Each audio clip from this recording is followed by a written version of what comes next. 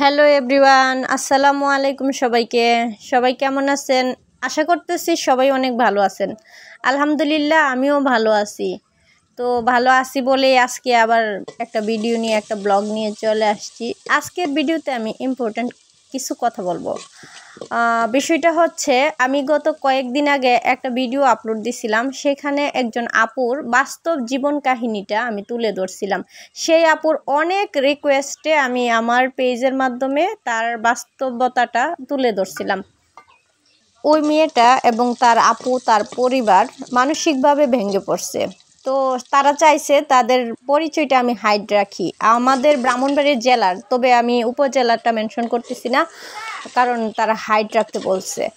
তো আমার এই ভিডিওতে অনেকেই আমাকে কমেন্ট তো করছেই, যাই হোক আমাকে অনেকেই ফোন দিছে। তো ফোনে তারা আমাকে কি বলছে তাদের জবাবটা আমি আজকে এখন ভিডিওতেই দিচ্ছি। তার আগে এই ভিডিওর সংক্ষিপ্ত কয়েকটা কথা বলে নেই, কারণ অনেকেই হয়তো প্রথম আজকে আমার এই ভিডিওটা দেখতেছে। তো পূর্বের কাহিনী তো তারা জানে না, বা তারা হয়তো ওই ভিডিওটা দেখে নাই, তারা কিছু বুঝবে না।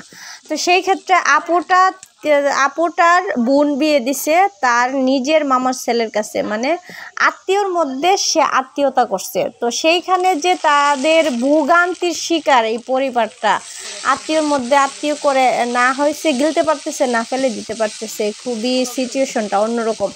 তো সে আপুটা আমার সাথে সবটা শেয়ার করলো, পরে আমি ভিডিওতে তুলে ধরছিলাম। তো ওই ভিডিও রিলসটা যারা দেখছে, মানে শর্ট ভিডিওটা যারা দেখছে, তারা তো কিছু আগামাতা বুঝতেছে না, কারণ আমার বড় ভিডিওটা না দেখলে তো তারা বিষয়টা বুঝবে না, ক্লিয়ার হবে না।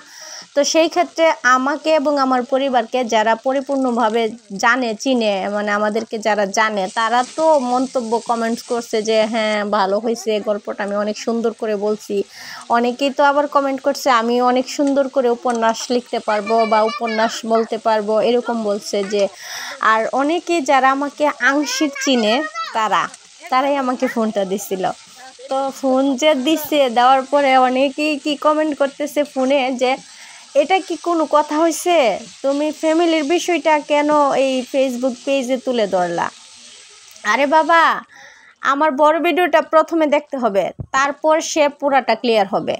যারাই আমাকে ফোন দিছেন সবাই আগে বড় ভিডিওটা দেখেন, তারপর বিষয়টা ক্লিয়ার হবেন।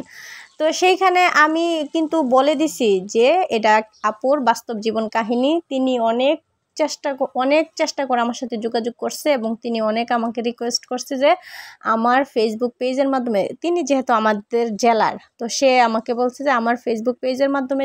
তো আমি বলবো আগে কোনো বিষয়ে ক্লিয়ার হওয়ার পরে মন্তব্য করা ভালো।